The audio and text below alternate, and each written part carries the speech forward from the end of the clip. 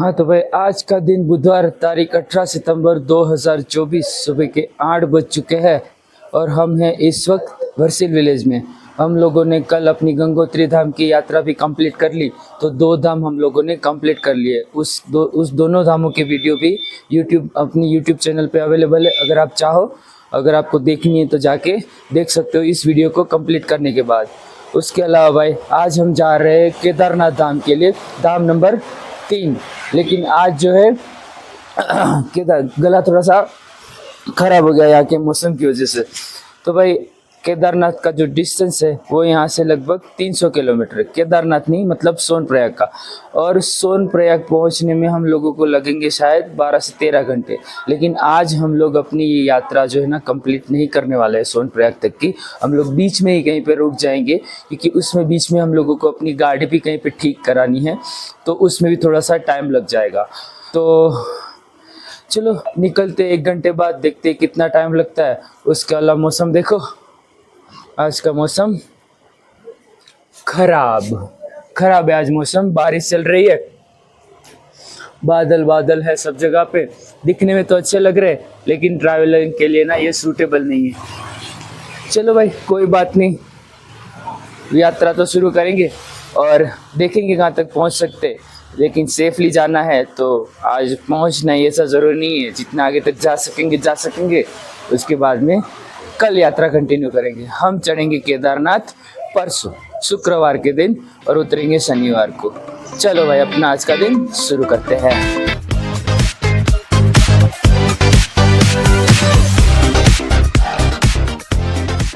अगर आप केदारनाथ धाम की यात्रा करना चाहते हैं तो सबसे पहले आपको हरिद्वार पहुंचना पड़ेगा। हरिद्वार पहुंचने के बाद सुबह जल्दी आप अपनी सोनप्रयाग की यात्रा शुरू कर सकते हैं। हरिद्वार से सोनप्रयाग की दूरी लगभग 234 किलोमीटर है और आप ये जर्नी बाय कार या बाय बस या फिर शेयरिंग सुमो के द्वारा कर सकते हैं, जिसमें आप ऋषिकेश, देवप्रयाग, उत्तरकाशी, श्रीनगर, गुप्तकाशी होते हुए सोनप्रयाग पहुंचेंगे। 4 लोगों के लिए कार आपको सीजन के हिसाब से 3000 से 5000 प्रतिदिन के हिसाब से मिल जाएगी। आप अगर बजट ट्रैवलर है तो बाय बस भी आप सोनप्रयाग पहुंच सकते हैं।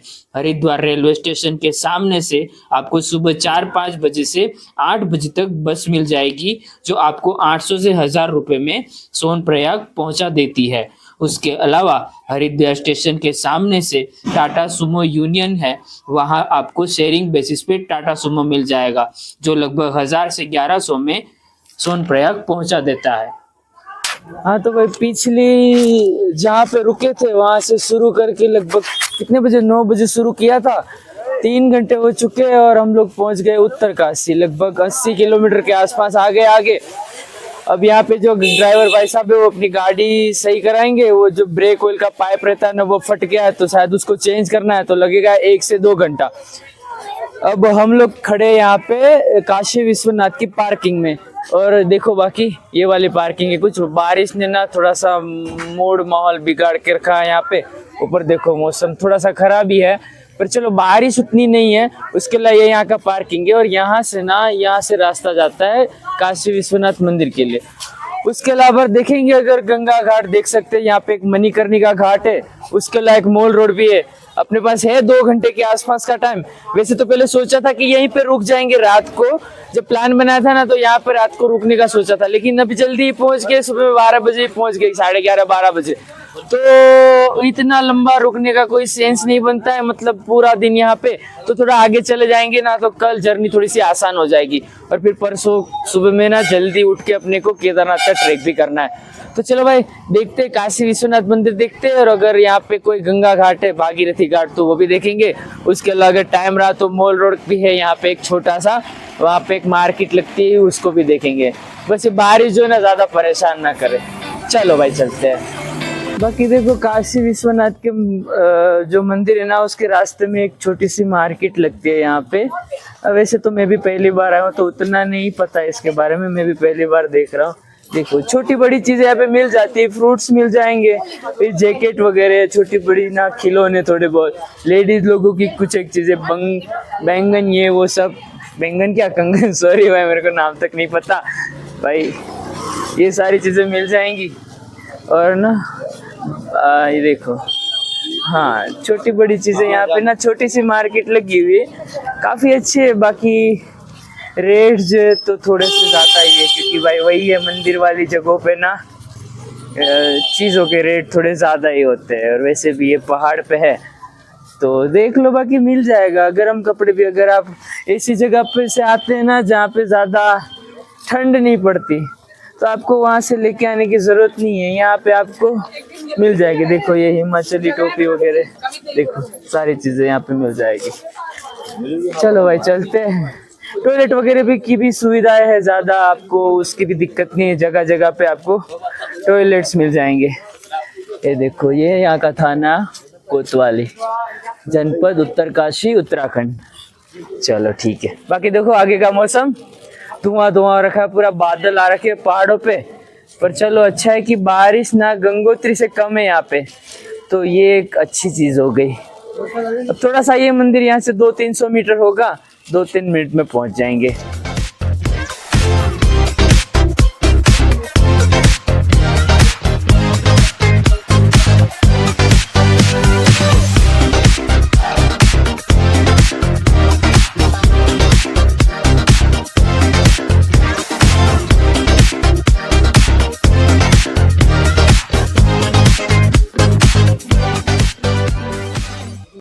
हाँ तो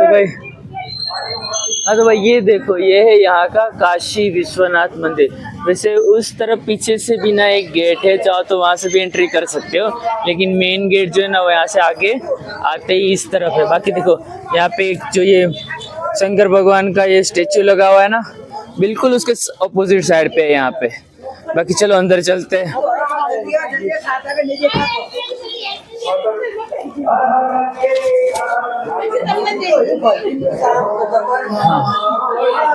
बाकी देखो भीड़ बिल्कुल नहीं है, अभी खाली है, उतनी कोई रश नहीं है। और ये ऐसा कुछ तो है जो इसका लुक है, वो भीड़ उतनी नहीं है, खाली है, तो जल्दी दर्शन हो जाएंगे। चलो अच्छा है अपने लिए।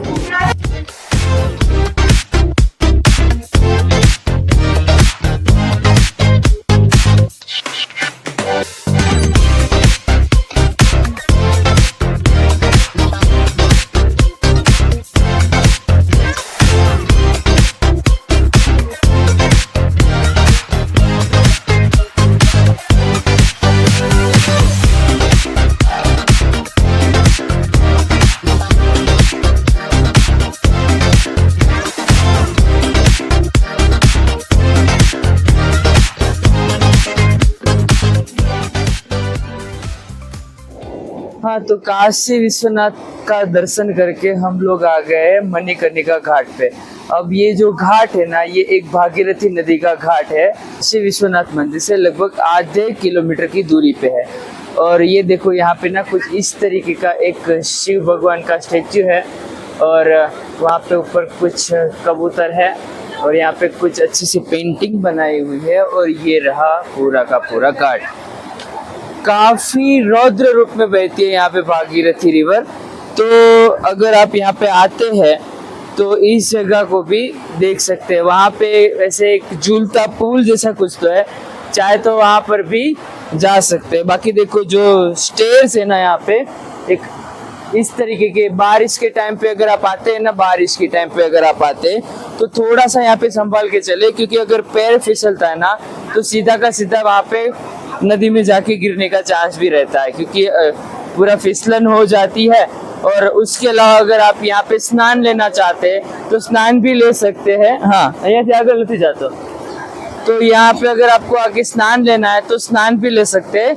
बस भाई थोड़ा सा रिस्की है, वो जो वहाँ सामने रेलिंग दिख रही है ना, उसके आगे मत जाना, और वहां तक भी तब भी जाना जब आपको स्विमिंग आती हो। नहीं तो भाई देखो ये कितनी फोर्स से नदी यहाँ से बह रही है ना, आपको लेके जाएगी। उसके अलावा लोकेशन देखो काफी खूबसूरत है, और आसपास में ना सब माउंटेन्स के बीच में से बह रही है नदी, और काफी ज्यादा फ्लो से बह रही है। अगर आप चारधाम यात्रा कर रहे हैं तो और गंगोत्री से सोनप्रयाग आना चाहते हैं तो बाई कार के अलावा और कोई डायरेक्ट ऑप्शन नहीं है। अगर आप शेयरिंग ऑप्शन की तलाश में है तो सबसे पहले आपको उत्तरकाशी आना पड़ेगा, फिर उत्तरकाशी से श्रीनगर और श्रीनगर से गुप्तकाशी और गुप्तकाशी से सुवर्णप्रयाग के लिए आपको ऑप्शन मिल जाएंगे। ये यात्रा आपको कम से कम 2 दिन में करनी पड़ेगी। बीच में जब आप उत्तरकाशी पहुंचेंगे तो उत्तरकाशी के काशी विश्वनाथ मंदिर और भागीरथी के मणिकर्णिका घाट को भी जरूर देख सकते हैं। अगर रास्ते की कंडीशन की बात करें तो रास्ते की कंडीशन कहीं पे अच्छी है और कहीं पे जिसमें रास्ते खराब आते हैं और जगह जगह लैंडस्लाइड की और पानी के झरनों की वजह से रास्ते टूट भी जाते हैं। रास्ते में आपको हर जगह खाने पीने की सुविधाएं मिल जाएगी। तो उत्तरकाशी से हम लोग 12 किलोमीटर ऊपर आ चुके हैं। वैसे वहां से निकल गए थे बाद में, मैं वो शूट नहीं कर पाया क्योंकि बारिश थोड़ी सी ज़्यादा शुरू हो गई थी। अभी भी देखो बारिश तो शुरू ही है और 12 किलोमीटर ऊपर आके हम लोग यहाँ पे खाना खाने के लिए रुके। ये वाली जगह है, ये देखो, और ये कुछ लोकेशन है। और ना थोड़ा ऊपर आके ना आप थोड़ी थोड़ी जगह पे ना आपको हर जगह पे खाने के स्टॉल्स मिल जाएंगे, मतलब ऐसी छोटी छोटी होटल्स मिल जाएगी। यहाँ पे रहने की भी सुविधा है। तो अगर आप कभी ऊपर आके कहीं आपकी गाड़ी खराब होती है या फिर कहीं किसी वजह से फंसते हैं या लेट हो जाते हैं तो यहाँ पे आप रुक भी सकते हैं। उसके अलावा भाई जो खाना है ना, एक बात मैं आपको बताता हूँ कि यहाँ पे कहीं पे भी आप खाना खाने जाते हो तो वहाँ के शेफ जो रहते हैं या फिर कुक जो रहते हैं वो खाना बनाते हैं। लेकिन ये जो जगह है यहाँ पे हमारे फैमिली की लेडीज लोग ही खाना बना रही है। ये देखो मैं आपको दिखाता हूँ, ये सामने हमारे ड्राइवर भाई साहब है और ये देखो ये हमारे फैमिली के लोग बना रहे खाना। तो भाई हम अब आज जो खाना खाएंगे ना हमारे घर जैसा खाना खाएंगे। भाई क्या बनाने वाले आज? आज बना रहे हैं आलू, उबला हुआ आलू का सब्जी। अच्छा, और रोटी और दाल चावल। देखो भाई ये बनाने वाले, लेकिन सबसे बड़ी बात है कि आज घर जैसा टेस्ट मिलने वाला है। तो देखो भाई, तो अगर आप इस तरफ आते हैं कहीं पे तो ये उत्तरकाशी से लगभग 12 किलोमीटर ऊपर पड़ती है। होटल का नाम है होटल RN, क्या लिखा है? हाँ, होटल का नाम है होटल RNT। देखो इस तरीके की कुछ जगह है, आओ तो यहाँ पे जरूर विजिट करना। चलो ठीक है, खाना खाता हूँ, उसके बाद में आपसे मिलता हूँ।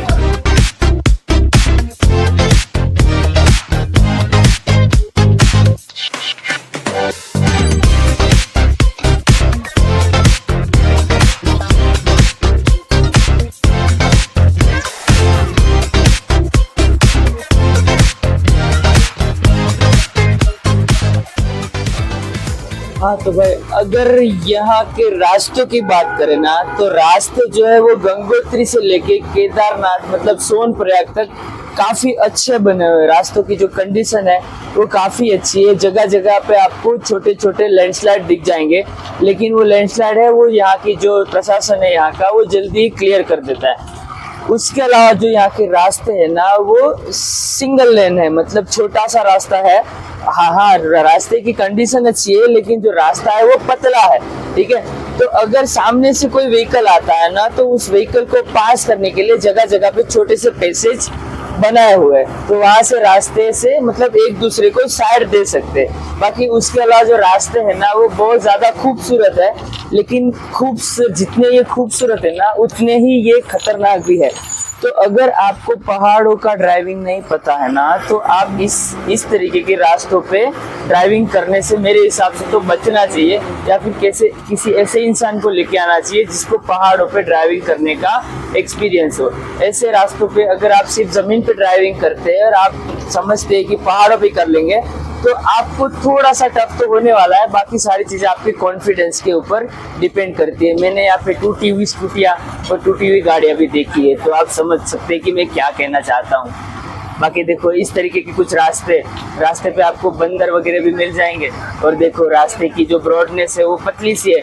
अगर कहीं पे भी सामने से गाड़ी आती है तो जगह जगह पे थोड़े से पैसेज बनाए हुए हैं जहाँ से आप अपनी गाड़ी को पास कर सकते हैं या फिर सामने वाले को गाड़ी को पास करवा सकते हैं। हाँ तो भाई उत्तरकाशी से आगे निकल के 100 किलोमीटर हम आ चुके हैं और हम लोग घनसाली के थोड़ा सा आगे एक जगह पे आके रुके थे। और जैसे मैंने बोला था वैसे हम लोग एक जगह पे रुकने वाले थे, तो हम लोग यहीं पे रुक गए थे बीच में। देखो ये कुछ प्रॉपर्टी है यहाँ की, सामने एक नदी बहती है ऊपर। बाकी देखो आज का मौसम एकदम साफ है। तो भाई अब यहाँ से सोनप्रयाग 140 किलोमीटर, 140 नहीं 127 किलोमीटर। हाँ, अब गूगल के हिसाब से लगने चाहिए कुछ साढ़े चार से 5 घंटे, पर अगर 6 घंटे भी पहुँच मान के चले ना तो अभी सुबह के 8 बजे हम 2 बजे तक पहुँच जाएंगे। और आज रात को हम करेंगे केदारनाथ की चढ़ाई, कल हम वापस उतरेंगे। तो देखते हैं, चलो आज की अपनी जर्नी स्टार्ट करते हैं। वैसे ये जो कंटिन्यू वीडियो जो है ना पूरा कंटिन्यू ही रखेंगे, इसको बीच में काटेंगे नहीं। ये पूरा का पूरा जो केदारनाथ जब तक उतर नहीं जाते ना, पूरा का पूरा वीडियो जो है वो एक ही उसमें बना देंगे। चलो भाई, बाकी देखो यहाँ पे एक छोटा सा वाटरफॉल है और ये अपनी गाड़ी रेडी है और ये कुछ ऐसी जगह है। वैसे अगर आप यहाँ पे आके रुकना चाहते तो रुक सकते हैं। हम लोगों ने डबल बेड के 3 रूम ले लिए थे। हम लोगों के एक रूम कितने में पड़ा, 800 रुपये के आसपास में पड़ गया, तो काफ़ी सस्ता है। चलो शुरू करते हैं।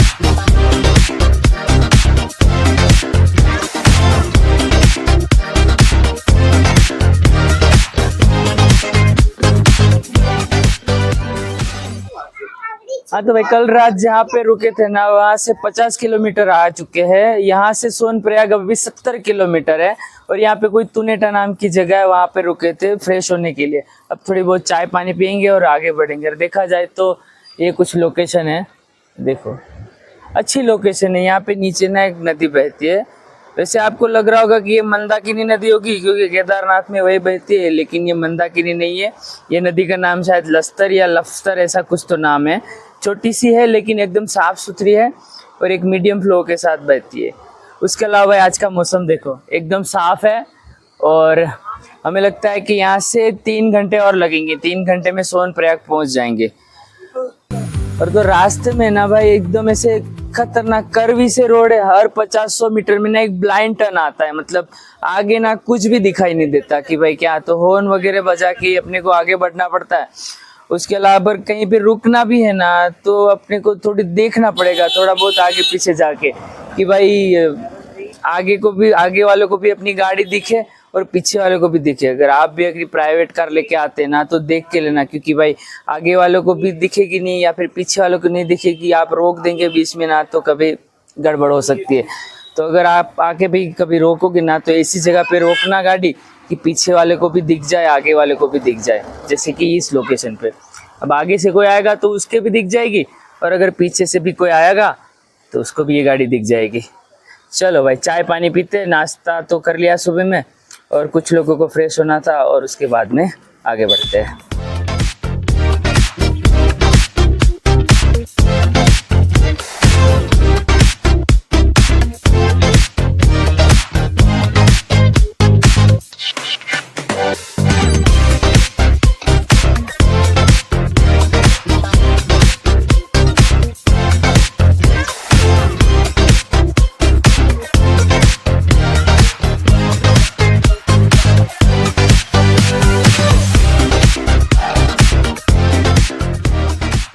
हाँ तो भाई, अगस्त्य मुनि से थोड़े से 2-3 किलोमीटर पहले ना 2 लेन हाईवे लग जाता है। उसके बाद में ना आपकी गाड़ी जो है ना वो स्पीड पकड़ने लगती है। जो हाईवे की कंडीशन भी है ना वो बहुत अच्छी है और लैंडस्लाइड वगैरह का भी ना कोई सीन नहीं है, एटलीस्ट यहाँ तक को, ठीक है। अब यहाँ से सोनप्रयाग जो है ना वो 50 किलोमीटर के आसपास है और जो टाइम बता रहा है ना, मुझे लगता है कि 2 घंटे के अंदर पहुंचना चाहिए। अगर एंड तक ऐसी ही रोड मिलती है ना तो मुझे नहीं लगता कि 2 घंटे से ज्यादा टाइम लगना चाहिए।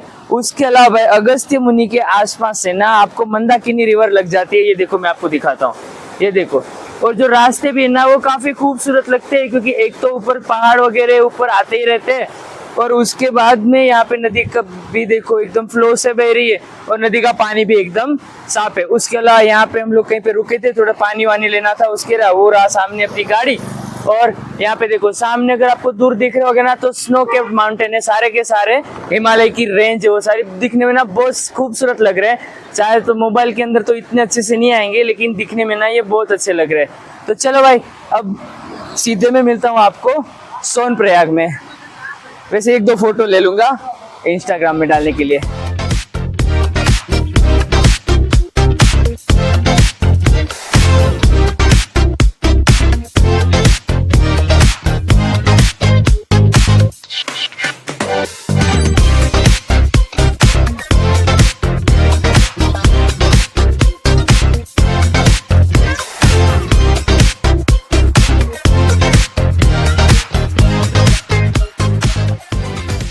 हाँ तो भाई गंगोत्री से लगभग 340 किलोमीटर की यात्रा करके हम फाइनली सोनप्रयाग पहुंच चुके हैं और इस यात्रा को हमने 2 दिन में कंप्लीट किया।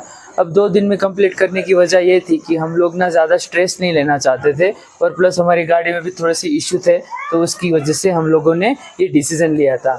उसके अलावा भाई हम लोग यहाँ पे सोनप्रयाग 3-3:30 बजे ही पहुँच गए थे। 3-3:30 भी नहीं, शायद 2 बजे ही पहुँच गए थे। उसके बाद में हम लोगों ने खाना खाने के लिए गए और उसके बाद में रूम वगैरह की रहने की व्यवस्थाएं करनी थी, उसमें थोड़ा सा टाइम लग गया, तो उसकी वजह से ना मैं थोड़ा सा हेक्टिक हो गया था ना, तो मैं शूट नहीं कर पाया। तो अब मैं शाम के 5, 5:30, 6 बजे होंगे और इस टाइम पे शूट कर रहा हूँ। अब भाई कल का अपना जो प्लान है ना वो है यहाँ से गौरीकुंड जाना और गौरीकुंड से बाद अपनी जो पैदल यात्रा है उसको शुरू करना। उसके अलावा भाई अगर मैं बताऊं तो हम लोगों ने यहाँ पे जो होटल रखी है ना, जो रूम रखा है, वो रूम में आपको दिखा देता हूँ। एक्चुअली हम लोगों ने 2 रूम रखी है और 2 रूम में हम लोग सारे जन एडजस्ट हो जाएंगे। और अगर इस रूम के प्राइस की बात करूँ तो हम लोगों को ये पर रूम 1000 रुपीज़ में ही पड़ा है सिर्फ। तो मैं आपको ये रूम दिखाता हूँ, देखो ये देखो, एक बेसिक सा रूम है। यहाँ पे 3 लोग बेड पे आराम से सो जाएंगे और 2 लोग यहाँ पे नीचे सो जाएंगे। उसके अलावा देखो बाहर का कुछ व्यू जो है ना वो इस तरीके का व्यू है, मतलब पूरा का पूरा जो सोनप्रयाग का है ना वो सामने ही दिखता है। यहाँ पे ऊपर एक पहाड़ है, यहाँ पे नीचे देखो सामने मंदाकिनी नदी बहती है और वहाँ पे जो है ना वो सोनप्रयाग का बस स्टैंड है। उसके अलावा पूरा का पूरा सोनप्रयाग जो है ना वो यहीं से दिखता है, ठीक है। तो भाई अब मैं ना आपको कल जब जर्नी स्टार्ट करूँगा तभी से वीडियो स्टार्ट करेंगे, शुरू करनी है। और ये जो पूरा वीडियो है एक ही वीडियो के अंदर एडिट करके मैं आपको डाल के एक ही वीडियो पूरा बनाएंगे। तो चलो भाई अब मैं आपको मिलता हूँ अगले दिन में। अगर केदारनाथ यात्रा करने की बेस्ट समय की बात करें तो सितंबर या फिर अक्टूबर महीना सबसे आइडियल माना जाता है। हालांकि यात्रा अप्रैल या फिर मई महीने में शुरू होती है, लेकिन भीड़ होने की वजह से सारी सुविधाएं बहुत ज़्यादा महंगी होती है और असुविधा भी बहुत ज़्यादा होती है। उसके अलावा जुलाई और अगस्त महीने में मूसलाधार बारिश की वजह से कहीं ज़्यादा लैंडस्लाइड हो जाता है, उसकी वजह से बहुत जगह पे रास्ते बंद हो जाते हैं और यात्रा बहुत रिस्की हो जाती है। जबकि सितंबर और अक्टूबर महीने में मौसम एकदम साफ हो जाता है, भीड़ एकदम मॉडरेट रहती है, जिसकी वजह से चीज़ों के रेट भी काफ़ी कम होते हैं, जिसकी वजह से आपको काफ़ी सस्ते में और आनंददायक यात्रा करने मिल जाती है। हाँ तो भाई स्वागत है आप सभी का एक नए दिन में। मैं हूँ इस वक्त सोनप्रयाग में और सोनप्रयाग में ना हम लोग कल होटल पे जहाँ पे रुके थे ना वहाँ से चेकआउट कर लिया हम लोगों ने, क्योंकि जो होटल है ना हम लोगों को ज़्यादा पसंद नहीं आया और वहाँ पे ना थोड़ा सा लाइट का भी इश्यू था, तो उसकी वजह से हम लोगों ने चेकआउट कर लिया। और जो हम लोगों का सामान है ना हम लोगों ने अपनी बैग के मतलब वो जो गाड़ी है ना उसके अंदर ही रख दिया। अब ना भाई हम लोगों ने अब सुबह में ना 3-3:30 बजे से यात्रा शुरू करी थी और ना ये आप करना मत इस साल एटलीस्ट, मतलब 2024 में। और मैं आपको अभी बताता हूँ क्यों। देखो सबसे पहले तो क्या होता है कि आप 3-3:30 बजे अगर उठ भी गए ना और लाइन में लग भी गए, ठीक है, तो आपको ना 6 बजे से पहले तो जाने ही नहीं देंगे। 6 बजे तक तो आपको वहाँ पे रजिस्ट्रेशन का जो काउंटर है, अगर आपने रजिस्ट्रेशन करा भी लिया है ना तो वहाँ पे एक वेरिफिकेशन कराना पड़ता है, तो वहाँ पे आपको लाइन में लगना ही लगाना है, ठीक है। तो अब होता ही है कि जो रजिस्ट्रेशन का और वेरिफिकेशन हो जाए ना वो हो जाता है सिर्फ 2-5 सेकंड में हो जाता है। तो चाहे कितनी भी लंबी लाइन हो ना तो 2-5-10 मिनट के अंदर क्लियर हो जाती है। तो अगर आप सुबह में 4 बजे उठ के भी वहाँ पे लग जाओगे ना तो भी आपको उतना ही टाइम जाएगा 6 बजे तक। और अगर आप 6 बजे भी शुरू करते तो 5:30 बजे भी ना, तो भी आपको वो 10 मिनट में ही हो जाता है। तो जल्दी उठ के आने का भाई कोई फायदा नहीं है, क्योंकि 6 बजे के बाद ही यात्रा, जब अंधेरा खत्म होता है और जब उजाला शुरू होता है ना, मतलब जब दिन शुरू होता है ना, तभी यात्रा शुरू करने के लिए देर है। तो ये भाई मत करना। बाकी अभी इस वक्त ना मैं रजिस्ट्रेशन काउंटर के आगे आ चुका हूँ और आगे अब ना टैक्सी स्टैंड तक जाएंगे, वो जो शटल है ना वहां तक। अब वो लोग ना 50 रुपए पर सवारी लेते हैं और अपने को गौरीकुंड छोड़ देंगे। देखो भाई कितने बजे, हाँ कितने बजे, 3:30 बजे शुरू किया, अब 7 बजने को है, लेकिन फिर भी हम लोग अभी तक सोनप्रयाग में। तो भाई कोई भी फायदा नहीं है, जल्दी उठ के आराम से उठना। 5:30 बजे शुरू करेंगे ना तो भी चलेगा। बाकी देखो ये मंदाकिनी रिवर जो है यहाँ पे हो रही है, फ्लो हो रही है, और ये कुछ यहाँ का व्यू। अभी तक दिन शुरू नहीं हुआ है, बस उजाला हो गया। चलो भाई उसके अलावा आगे जो कुछ भी है मैं आपको बताता हूँ। और शटल तक पहुंचते हम लोगों के 2 लोग जो है ना रजिस्ट्रेशन का जो वेरिफिकेशन है कराने के लिए रुके हुए हैं वहां पे। तो चलो भाई अब अपनी यात्रा आज की स्टार्ट करते हैं। अभी सुबह के बज रहे हैं 6:30 बज रहे, ठीक है, और देखते कब तक पहुंचते हैं। अगर सोनप्रयाग में रुकने की व्यवस्था की बात करें तो आपको यहाँ होटल की व्यवस्थाएं मिल जाएगी।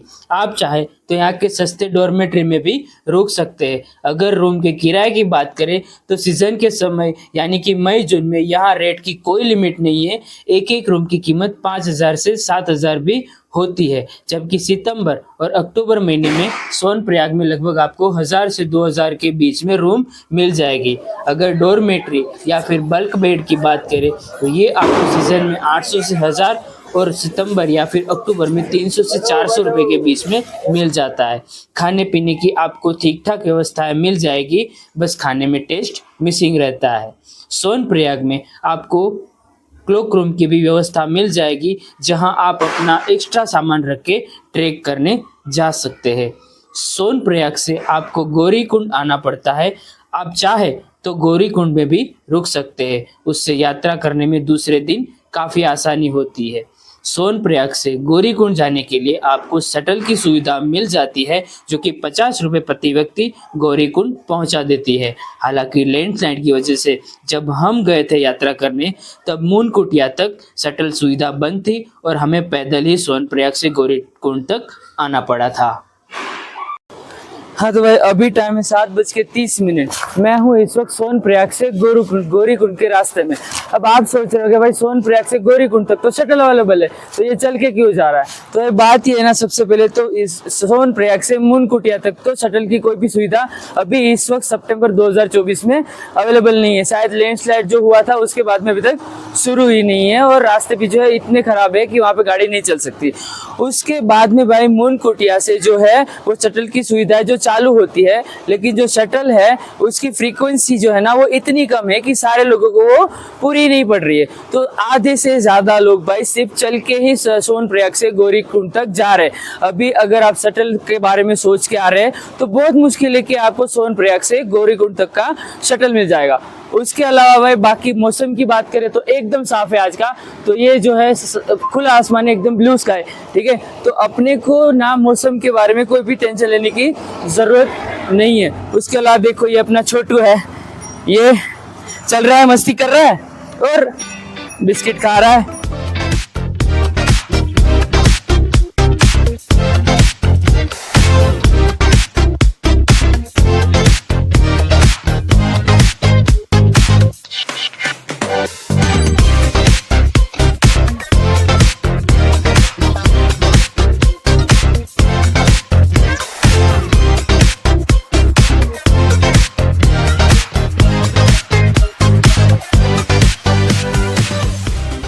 गौरीकुंड से केदारनाथ का ट्रैक लगभग 22 किलोमीटर लंबा है, जिसको कंप्लीट करने में आपको लगभग 8 से 12 घंटे जितना टाइम लग सकता है। पैदल ट्रैक करने के अलावा आपको यहाँ घोड़े, पिट्ठू और पालकी की सुविधाएं मिल जाएगी। घोड़े का रेट लगभग एक तरफ का 3200 रुपये, जबकि पालकी वाले 12,000 रुपये चार्ज करते हैं और पिट्ठू का चार्ज लगभग 9,000 रुपये है। हालांकि ये एक गवर्नमेंट रेट है, इसके अंदर बार्गेनिंग अगर आप कर सकते हैं तो ये आपको काफ़ी कम में पड़ जाएगा। उसके अलावा केदारनाथ यात्रा आप बाय हेलीकॉप्टर भी कर सकते हैं। हेलीकॉप्टर की सुविधा आपको गुप्तकाशी, सिरसी या फिर फाटा से मिल जाती है। गुप्त काशी से केदारनाथ की रिटर्न टिकट 7,740 रुपये है, जबकि फाटा से 5,500 और सिरसी से 5,498 रुपये रिटर्न टिकट पड़ती है। हालांकि इसकी एडवांस बुकिंग 4 महीने पहले ही शुरू हो जाती है और एक आम इंसान के लिए ये बुक करना लगभग नामुमकिन है। हेलीकॉप्टर की टिकट में फ्रॉड भी बहुत होते हैं, तो आप IRCTC की ऑफिशियल वेबसाइट पर जाके ही टिकट बुक करवाएं। किसी दूसरी वेबसाइट पे जाके टिकट बुक करने में आपके साथ फ्रॉड हो सकता है। IRCTC की वेबसाइट के अलावा और कहीं से हेलीकॉप्टर की टिकट की बुकिंग नहीं होती है। हाँ हाँ, तो भाई गौरी कुंड तक हम लोग चल के ही पैदल आ गए थे, क्योंकि शटल की जो सुविधा है ना वो लिमिटेड है। तो बहुत सारे लोग चल के आ रहे थे, तो हम भी चल के आ गए, क्योंकि सबको मिल नहीं रहा था। और जो शटल है ना, वो एक शटल में 15 लोग आ रहे थे। और कैरियर जो ऊपर का सामान रखना रहता है ना, तो वहाँ पे भी वो लोग 2-3 लोगों को बिठा देते थे। तो हम लोगों ने फिर चल के आना प्रेफर किया, क्योंकि वैसे ही वहाँ से मिल नहीं रही थी। उसके अलावा एक और बात बताता हूँ भाई, कि वैसे तो शटल सुविधा जो है ना अवेलेबल है ही, बस इस साल थोड़ी सी दिक्कत है। लेकिन होता क्या है मालूम है, कि अब इस साल जब सुविधा की दिक्कत है ना, तो वहाँ पे बीच में आपको ना घोड़े वाले भी मिल जाएंगे और बोलेंगे कि भाई आप गौरीकुंड तक घोड़ा कर लो, या फिर सोनप्रयाग तक घोड़ा कर लो, या फिर केदारनाथ तक घोड़ा कर लो। लेकिन अगर आप करते भी है ना, वैसे तो करना नहीं चाहिए, शटल मिल जाएगा आप जब दोबारा आएंगे अगले साल तब तक। लेकिन अगर फिर भी इन केस आपको करना पड़ा ना भाई, तो उसी घोड़े को करना, मतलब जिस बंदे के पास घोड़ा उसी वाले को पकड़ना। मतलब क्योंकि कभी कभी क्या हो रहा है मालूम है, किसी बंदे ऐसे आते हैं कि चलो भाई घोड़ा कर लो, लेकिन घोड़ा उनके पास होता नहीं। फिर उनका घोड़ा जो रहता है ना, वो गौरीकुंड के जो घोड़े का स्टैंड है ना, वहाँ पे रहता है। तो तब तक फिर वो 50 मीटर 100 मीटर बोल के आपको चलवा के लेके आते रहते और पैसे भी पूरे लेते हैं। तो भाई इस चीज से थोड़ा सा अगर आपको बचना है ना, तो घोड़ा जो अगर आप करना भी चाहते हैं ना, तो गौरीकुंड से आके करें, या फिर उसके भी ऊपर आ जाए। जहाँ तक चल सकते हैं ना वहां तक चल ले, फिर जब नहीं कर सकते ना, तब जाके आप घोड़ा कर सकते हैं। वैसे थोड़ा सा आगे गौरीकुंड से जाके घोड़े का और जो चलने वालों का जो रास्ता है ना, एक दूसरे से अलग हो जाता है। बाकी हम लोग गौरीकुंड से आगे आ चुके हैं। जंगल चट्टी जो पहला पड़ाव है इस यात्रा का, वो यहाँ से 3.5 किलोमीटर दूर है, और हम लोग मुझे लगता है 2 घंटे में भी पहुंच गए। अब जर्नी को ना डिवाइड करते करते चल रहा है, तो शाम तक भी पहुंच गए, 4-5 बजे तक तो सही रहेगा। तो जंगल चट्टी मुझे लगता है 2 घंटे में पहुंच जाएंगे। चलो भाई आगे चलते हैं। हाँ, तो गौरीकुंड से ना हम लोग 2.5 किलोमीटर आगे आ चुके हैं, और अभी जंगल चट्टी जो है ना पहला पड़ाव यहाँ का, वो लगभग यहाँ से 1.5 किलोमीटर के आसपास है। ठीक है, लेकिन अगर अब मैं अभी तक की अपनी जर्नी के हिसाब से आपको बताऊँ ना अपना एक्सपीरियंस, तो यहाँ पे 35% यात्री है और 65% घोड़े और पालकी पिट्ठू वाले। ठीक है, अब ना भाई वैसे तो उनका रोजगार इस चीज से चलता है, लेकिन उन लोगों की संख्या जो ना इतनी ज्यादा है ना घोड़ों की, कि वो यात्रियों को चलने में भी उससे दिक्कत हो जाती है। एक तो रास्ते गीले रहते हैं, ऊपर से जो वाटरफॉल गिरते हैं ना उसकी वजह से। तो जब वो घोड़े पालकी पिट्ठू चलते हैं ना, तो हमको जो यात्री रहता है ना, उसको रास्ते से नीचे थोड़ा सा उतरना पड़ता है। तो होता क्या है कि हमारे पैर वेर भी गंदे हो जाते हैं, और जब घोड़े चलते हैं ना तो पानी उठता है तो कपड़े भी गंदे हो जाते हैं। उसके अलावा जो रास्ता है ना, वो भी घोड़े की वजह से इतना, मतलब घोड़ों की वजह से ना इतना कंजेस्टेड हो जाता है ना, कि भाई चलने में भी दिक्कत आती है। बाकी उन लोगों का रोजगार जो है ना वो इसी चीज से चलता है, तो उतना तो कुछ उन लोगों को ज्यादा बोल नहीं सकते। ठीक है, लेकिन भाई अगर आगे जाके जब रास्ता सही हो जाएगा ना, तो चलने में थोड़ी और भी स्पीड पकड़ सकते हैं। उसके अलावा भाई अभी तक का जो रास्ता है ना, अगर घोड़े पालकी पिट्ठू की दिक्कत को बात कर दो, तो रास्ता अभी तक का उतना कठिन नहीं है। हाँ, थोड़ा सा हार तो है, चढ़ना है, पर उतना भी नहीं है कि बहुत ज्यादा। चलो इससे ज्यादा कठिन तो यमुनोत्री के रास्ते थे। ठीक है, इसके अलावा भाई अपने साथ ना कपूर जरूर रखे, तो कपूर से ना आपका जो ऐसे जो ये अपनी जो ब्रीथिंग है ना वो कंट्रोल में रहती है। उसके अलावा अगर आपके पास एक छड़ी रहेगी, तो छड़ी रहेगी ना, तो उससे भी आपको चलने में थोड़ी सी आसानी होती है। तो ये 2 बातें अभी तक मुझे आपको बतानी थी, 2-3। अब आगे देखते हैं कि आगे मैं आपको और भी क्या दिखा सकता हूँ। चलो भाई आगे चलते हैं। अगर ट्रैक की डिफिकल्टी की बात करें, तो शुरुआत का ट्रैक इतना मुश्किल नहीं है, लेकिन आखिरी के 6-7 किलोमीटर खड़ी चढ़ाई है जो आपको बहुत थका देगी। रास्ते में आपको हर जगह खाने पीने की व्यवस्था मिल जाएगी, तो अपने साथ बहुत ज़्यादा खाने पीने की चीज़ें कैरी ना करें। अपने साथ ड्राई फ्रूट्स, दवाइयाँ, कपूर, रेनकोट और ठंड के कपड़े ज़रूर रखें। अगर आपके पास ट्रेकिंग शूज है तो वेल एंड गुड, और अगर नहीं है तो आप सैंडल में भी यात्रा कर सकते हैं। अगर ऊपर मंदिर के पास रुकने की बात करें तो GMBN के आपको टोटल 3 ऑप्शन मिलते हैं, स्वर्ग रोहिणी, हिमलोक और नंदी कॉम्प्लेक्स। तीनों ही ऑप्शन मंदिर के बिल्कुल बाजू में ही है। अगर स्वर्ग रोहिणी से मंदिर की दूरी की बात करें तो वो आधा किलोमीटर है, जबकि हिमलोक और नंदी कॉम्प्लेक्स दोनों ही लगभग 1.5 किलोमीटर के आसपास दूर है। अगर रेंट की बात करें तो स्वर्ग रोहिणी में आपका 750 से 1000 रुपये के बीच बल्क बेड की सुविधा मिल जाती है, और यहाँ की सबसे अच्छी बात यह है कि आपको 90 रुपये में ब्रेकफास्ट और 130 रुपये में डिनर की सुविधा मिल जाती है। GMBN के अलावा आपको यहाँ पे बहुत सारे प्राइवेट टेंट और होटल के ऑप्शन भी मिल जाएंगे। टेंट का रेट लगभग 300 से 400 रुपये प्रति व्यक्ति होता है, लेकिन इसमें आपको लाइट, पानी या फिर टॉयलेट की व्यवस्था नहीं मिलती। होटल की बात करें तो यहाँ पे होटल सीजन के हिसाब से चार्ज करते हैं। अगर आप मई जून में आते हैं तो आपको 7,000 से 10,000 रुपये भी एक रूम के देने पड़ सकते हैं, जबकि सितंबर और अक्टूबर में यही रेट आपको 2 से 3,000 रुपये के बीच में पड़ जाएंगे। अगर ऊपर के मौसम की बात करें तो मौसम बिल्कुल ठंडा है और बदलता रहता है। रात को बहुत ज़्यादा ठंड लगती है और कभी भी बारिश हो जाती है। अगर आप बर्फबारी देखना चाहते हैं तो आप अक्टूबर महीने में आएंगे तो आपको ज़रूर देखने को मिलेगी।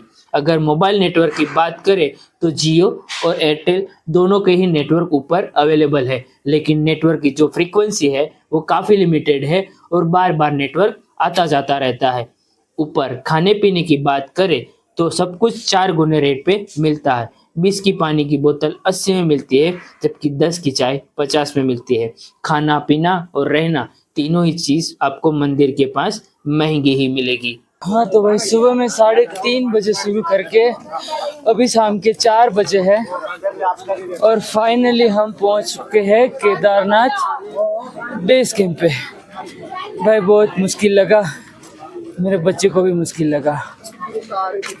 एक्चुअली सच कहूँ तो मेरी बीवी के लिए तो घोड़ा कर लिया, क्योंकि मेरा बच्चा जो है ना वो चढ़ नहीं पा रहा था तो करना पड़ा। ठीक है, तो भाई अब देखो ये जो मेरे पीछे आप देख रहे हैं ये पूरा का पूरा है केदारनाथ बेस कैंप। यहाँ से आगे थोड़ा आप जाएंगे ना तो यहाँ पे आगे थोड़ा सा है घोड़ों का पार्किंग, वहीं तक घोड़े आते हैं और वहाँ से फिर 1 से 1.5 किलोमीटर का जो है पैदल ट्रैक रहता है। उसके अलावा यहाँ पे हर जगह पे बहुत सारे टेंट लगे हुए हैं, तो अगर आप टेंट पे रुकना चाहते हैं ना तो आपको यहाँ पे टेंट की बहुत सारी सुविधाएं मिल जाएगी। आपको कोई भी एडवांस बुकिंग करके आने की ज़रूरत नहीं है। उसके अलावा देखो यहाँ से कुछ ऐसा नज़ारा है, नीचे मौसम एकदम साफ था लेकिन यहाँ पे बादल है, और वैसे बारिश वाले तो नहीं लग रहे, सादे वाले बादल लग रहे। ये देखो पूरा का पूरा मौसम, बारिश तो नहीं आने वाली, लगता तो नहीं है, बाकी पता नहीं भाई। और ये देखो भाई सबसे बड़ी चीज़ तो ये है पूरे के पूरे स्नो कैप्ड माउंटेन। मैं आपको दिखाता हूँ अगर जूम हो सके तो। नहीं भाई इस कैमरे में जूम नहीं होता वीवो के। तो भाई बहुत ही खूबसूरत नज़ारा है, ये देखो मेरी आंखों के सामने ना। मोबाइल से तो क्या ही जस्टिफाई होगा, यहाँ पे आएंगे ना आप तभी इस चीज़ को आप समझ पाएंगे कि मैं क्या बोल रहा हूँ। बाकी चलो यहाँ से 1 से 1.5 किलोमीटर का और भी ट्रैक बचा है, कंप्लीट करते हैं, होटल रखते हैं सबसे पहले, और फिर आपसे मैं बात करता हूँ। कहीं पे रुकने की व्यवस्था करेंगे, खाने पीने का क्या सीन है वो भी देखेंगे। चलो भाई। हाँ तो भाई बेस कैंप से लगभग 1.5 किलोमीटर का ट्रैक है, और 1.5 किलोमीटर का ट्रैक करके हम आ चुके हैं केदारनाथ धाम में। अब केदारनाथ धाम में आके हम लोगों ने सबसे पहले होटल का बुकिंग किया। अब होटल का जो सीन है वो ऐसा है कि इस वक्त जो रेट चल रहा है ना वो है पर रूम, अगर डबल बेड आप रूम लेते हैं ना तो 2,500 से 3,000 रुपये के आसपास, मतलब नॉर्मल जो रेट होता है ना उसी हिसाब के रेट के आसपास से है। ठीक है, हम लोगों ने क्योंकि 9-10 लोग हैं तो हम लोगों ने इस तरीके की एक जगह पे अपना स्टे ले लिया। ये जो स्टे है ना मैं आपको दिखाता हूँ अंदर की जगह। देखो आप, ये देखो ऐसी कुछ जगह है ये, और एक रूम में हम लोग 9 के 9 लोग जो है ना वो एडजस्ट हो गए थे। अब ये जो जगह है उसकी रेट की बात करूँ ना तो ये जगह पे हम लोगों को कितना 3,600 रुपये में पूरा रूम मिल गया था 9 लोगों के लिए। तो देखो भाई, अगर आप एडवांस बुकिंग नहीं करा के आते हैं ना तो आपको कितना सस्ता पड़ता है, 9 लोगों का 3,600। हाँ, लेकिन एक इश्यू है इसमें कि इसमें जो टॉयलेट है और बाथरूम है ना वो अटैच्ड नहीं है, आपको नीचे जाना पड़ेगा। उसके अलावा भाई टॉयलेट बाथरूम अटैच रूम की बात करें ना तो 3,500, 4,000, 5,000 के उस आसपास में आपको रूम मिलते हैं। तो भाई अगर आपका उस तरीके का बजट बैठता है ना तो आप वो भी कर सकते हैं, ठीक है। उसके अलावा अभी थोड़ी देर में हम जाएंगे महादेव के दरबार में दर्शन करने के लिए। और अगर अंधेरा हो गया, शाम हो गई ना तो मैं शूट नहीं करूँगा, फिर मैं शूट करूँगा दूसरे दिन। सबसे पहले तो भाई मैं आके ना नहा लिया और कपड़े ही चेंज कर लिया, क्योंकि भाई वो जो चलते वक्त जो घोड़े हैं ना, घोड़े उन्होंने भाई पूरे कपड़े मेरे ना गंदे कर रखे थे। उसके अलावा भाई ट्रैक के बारे में एक और बात मैं आपको बताऊं ना, तो जो घोड़े हैं ना अब उसका रास्ता जो ना फिलहाल अलग नहीं हो रहा है। वो घोड़े जो अपने साथ पूरे रास्ते में चलते हैं। अब भाई यहाँ से जाएंगे दर्शन करने के लिए। बाकी देखो यहाँ से नज़ारा जो में है कुछ ऐसा है, ये स्नो कैप माउंटेन है, लेकिन कैमरे में ठीक से आएगी कि नहीं। बाकी देखो ऐसी कुछ जगह है। और ये सामने ही देखो दिख रहा है आपको हेलीपैड, ये देखो। अगर आप केदारनाथ को बाय हेलीकॉप्टर करते हैं ना तो वो आपको यहीं पे उतारेंगे। देखो भाई, है ना, जगह तो काफ़ी खूबसूरत है। हम लोगों ने जो होटल लिया है उसका लोकेशन अच्छा है। बाकी चलो अब जाएंगे मंदिर के दर्शन करने। वैसे खाने पीने का भी कुछ इंतज़ाम करना है। चलो भाई आगे चलते हैं। हाँ तो भाई मंदिर से ना लगभग 500 मीटर की दूरी पे ना यहाँ पे आप अपना जो रजिस्ट्रेशन का लेटर होता है ना उसका वेरिफिकेशन करा सकते हैं। अब मैं ये आपको इसलिए बोल रहा हूँ ना कि ना बहुत लंबी लाइन ना नीचे लगती है सोनप्रयाग में, और ना भाई वहाँ पे ना बहुत ही केओस हो जाता है। और ना भाई लोग ना 3-3 घंटे लाइन लगाते, और वो जो रजिस्ट्रेशन का वेरिफिकेशन है ना वो नीचे से ऊपर तक कहीं नहीं पूछते। इतना टाइम वेस्ट करने के बाद उस रजिस्ट्रेशन का वेरिफिकेशन जो है ना वो यहाँ पे आके बोलते कि आपको दोबारा कराना पड़ेगा। अगर आपने नीचे नहीं कराया तो चलेगा, लेकिन यहाँ तो कराना पड़ेगा। तो भाई पहले ही नीचे मत कराओ, ऊपर आके ही करा लो। देखो ऐसी जगह है। अगर मंदिर से आप मतलब आप बेस कैंप से जो घोड़े का कैंप है ना वहाँ से नीचे आगे आएंगे ना तो मंदिर से लगभग 500 मीटर की दूरी पे है। तो भाई नीचे कराने की कोई जरूरत नहीं है, ऊपर आके ही करा लेना भाई।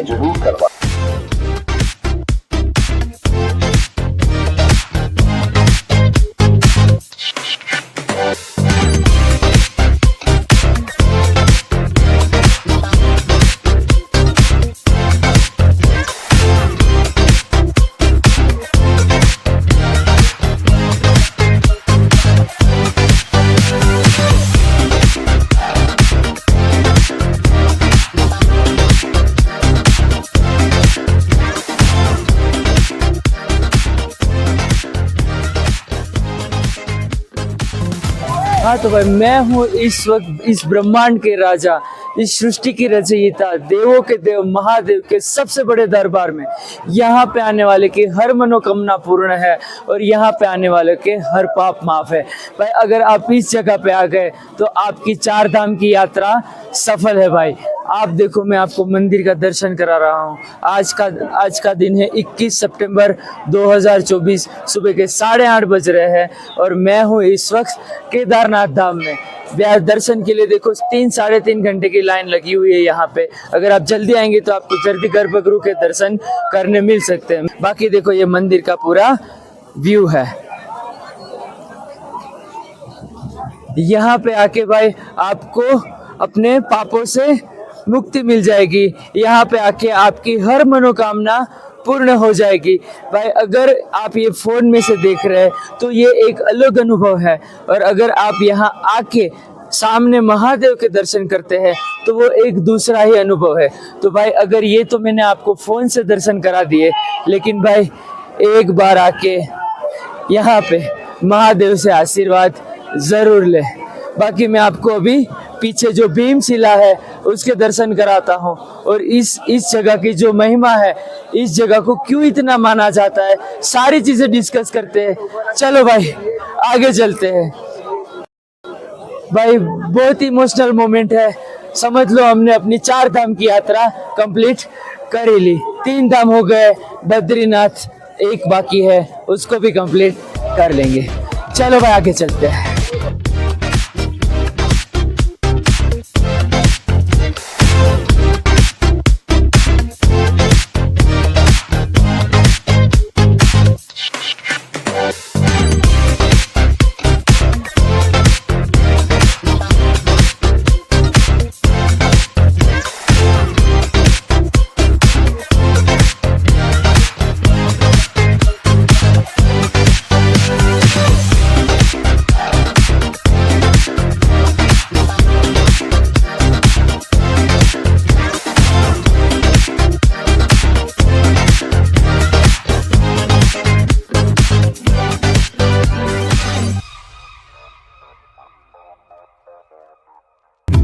अगर आप मंदिर के गर्भगृह में जाके दर्शन करना चाहते हैं तो आपको सुबह 4 से 5 बजे लाइन में लगना पड़ेगा, जिससे आपको 7 या फिर 8 बजे तक दर्शन हो जाते हैं। हालांकि ये सीजन के हिसाब से चेंज होता रहता है, कभी कभी लोग 2 बजे से भी लाइन लगा देते हैं।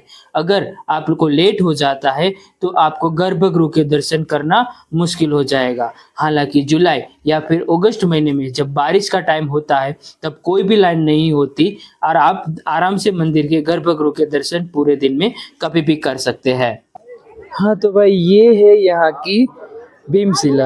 ये मंदिर के बिल्कुल पीछे के पार्ट में है। अब ये मत सोचना कि मंदिर से अड़के, ये बिल्कुल मंदिर और भीमशिला के बीच में थोड़ा सा डिस्टेंस है और वहाँ पे बीच में थोड़ा पैसेज है। पूरी मंदिर की आप परिक्रमा वहाँ पे कर सकते हैं। अब भाई ये जो इसका ये एक पत्थर है, इसका भीमशिला नाम कैसे पड़ा ना, मैं ये आपको बताता हूँ। तो भाई जब केदारनाथ में प्रलय आया, ठीक है, तो भाई उस जगह से एक साथ में बहुत सारा मिट्टी पानी नीचे की तरफ आया, ठीक है। उसमें ये वाला जो पत्थर है, यहाँ का ये पत्थर, ये भी आया और इस पत्थर ने पूरे के पूरे मंदिर को कवर कर लिया और इस मंदिर को कुछ भी प्रलय की वजह से हानि नहीं पहुंचने दी। और उसके अलावा भाई इस मंदिर में जिसने भी शरण ली थी उस दिन, उन सब की जान बच गई थी। तो इस वजह से बताया जा रहा है कि खुद महादेव ने ही इस पत्थर को यहाँ पे भेजा था। तो अब उसके बाद में इस पत्थर को भीमशिला नाम दिया गया है और तब से इस पत्थर की भी पूजा होती है। तो ये है इस पत्थर की महिमा। हाँ तो भाई इसके अलावा मंदिर के आसपास भी ना बहुत सारी रहने की व्यवस्थाएं आपको मिल जाएगी, लेकिन जो मंदिर के आसपास में है वो थोड़ा सा एक्सपेंसिव होता है। तो भाई अगर आप ऑफ सीजन में आते हैं जून महीने के बाद कभी भी, तो आपको यहाँ पे एडवांस बुकिंग करके आने की कोई भी ज़रूरत नहीं है। आपको ऑन द स्पॉट बुकिंग मिल जाएगी और ऑनलाइन से कम भाव में मिल जाएगी। अगर आप थोड़ा सा मंदिर के सामने ही रुकना चाहते हैं और आपका बजट थोड़ा अच्छा है तो भाई आपको ये बिल्कुल करना चाहिए, क्योंकि मंदिर के सामने रुकना, पूरा दिन मंदिर के दर्शन करना, ये अपने आप में ही एक खास अनुभव है। उसके अलावा यहाँ पे आगे मैं आपको दिखाता हूँ, ये गेट के पीछे खाने पीने की भी बहुत सारी व्यवस्थाएं हैं, तो आपको खाने पीने के बारे में भी टेंशन लेने की बिल्कुल ज़रूरत नहीं है। उसके अलावा भाई ये मंदिर में अगर आपने एक बार भगवान के दर्शन कर लिए ना, तो आपका सारा स्ट्रेस, सारा थकान जो है ना वो उतर जाएगी। तो भाई अगर आपने ऑफलाइन दर्शन क्या बोलते हैं, अगर आपने मोबाइल में दर्शन तो हजारों बार किए होंगे बाबा केदारनाथ ने, अगर अभी तक आप यहाँ पे नहीं आए तो एक बार बिल्कुल आ जाइए। यहाँ का अनुभव मोबाइल के अनुभव से बिल्कुल अलग है। अगर इस मंदिर की बात करें तो इस मंदिर का निर्माण 8वीं शताब्दी में जगत गुरु आदि शंकराचार्य ने करवाया था और समय समय पे इसका जीर्णोद्धार भी हुआ है। अगर इतिहास की बात करें तो महाभारत के युद्ध के बाद जब पांडव भातृ हत्या के पाप से मुक्त होना चाहते थे तो नाराज शिव जी को ढूंढते हुए पांडव यहाँ केदारनाथ पहुंच गए थे।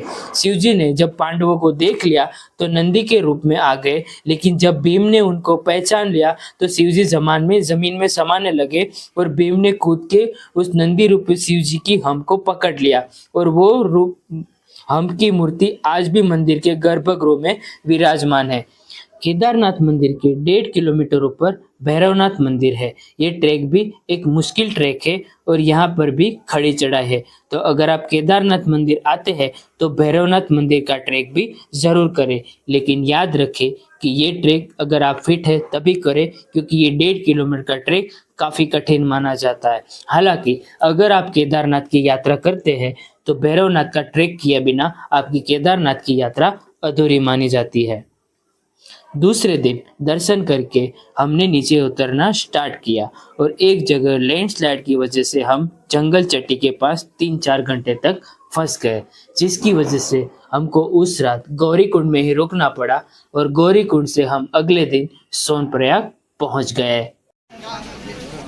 हाँ तो भाई आज का दिन रविवार तारीख 22 सितंबर 2024 सुबह के 10 बज रहे हैं और हम लोग फाइनली केदारनाथ की यात्रा कंप्लीट करके नीचे चल के आ चुके हैं। इस बीच हम लोगों को बीच में लैंडस्लाइड देखने को मिली और हम लोग बीच में 3 से 4 घंटे फंस गए थे, तो हम लोग को एंड में गौरीकुंड में ही रुकना पड़ा।